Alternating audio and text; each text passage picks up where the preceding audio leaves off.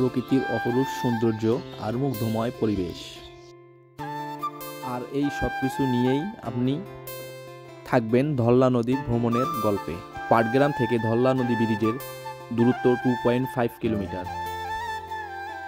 পাটগ্রাম থেকে ধল্লা নদী যাওয়ার পথে আমাদের অটো এবং রিক্সা ভাড়া 20 টাকা করে নিবে। রাস্তার দুপাশে মনোরম পরিবেশ আর অপরূপ সৌন্দর্য আমরা দেখতে দেখতে প্রায় পৌঁছে গেলাম ধল্লা নদী ব্রিজের কাছে।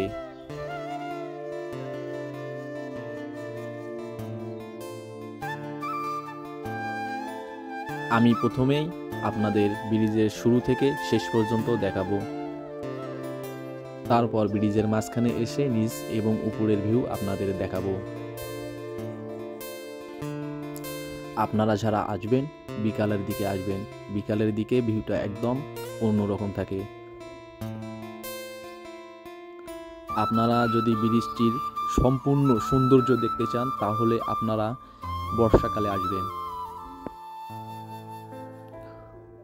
বর্ষার দিনে এই ব্রিজের নিচে পানি দিয়ে ভরপুর থাকে আর এই ব্রিজটি এতই সুন্দর লাগে ওই সময় অস্থির একটা ভিউ উপভোগ করা যায়।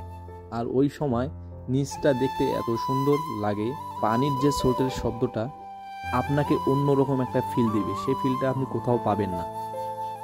ব্রিজটি এখান থেকেই শেষ। আর ব্রিজের এই দিকে সবাই তামাক শুকাতে দিছে, আর এই তামাকগুলোর নাম হচ্ছে মতিয়ার তামাক। কালীগঞ্জ টুস ভান্ডারে মতিয়ার তামাক নামে সবাই চিনে। পাটগ্রামে কি নামে চিনে আমি জানি না সঠিক, তবে আমাদের এলাকায় মতিয়ার নামেই সবাই চিনে। ব্রিজের সামনেই একটি কলেজের নাম মোশাররফ হোসেন প্রধান কলেজ। তার পাশেই আছে একটি হাই স্কুল। কলেজের পরিবেশের থেকেও স্কুলের ভিতরের পরিবেশ অনেক সুন্দর।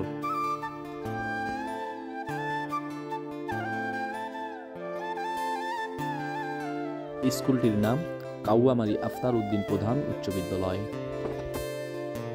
আমি কলেজের ভিতরে গেছিলাম, কলেজের ভিতরের পরিবেশ ভালো না, স্কুলের পরিবেশ অনেক সুন্দর। স্কুলটি দেখে মনে হচ্ছে যে স্কুলটি কলেজ, আর কলেজটিকে মনে হচ্ছে স্কুল।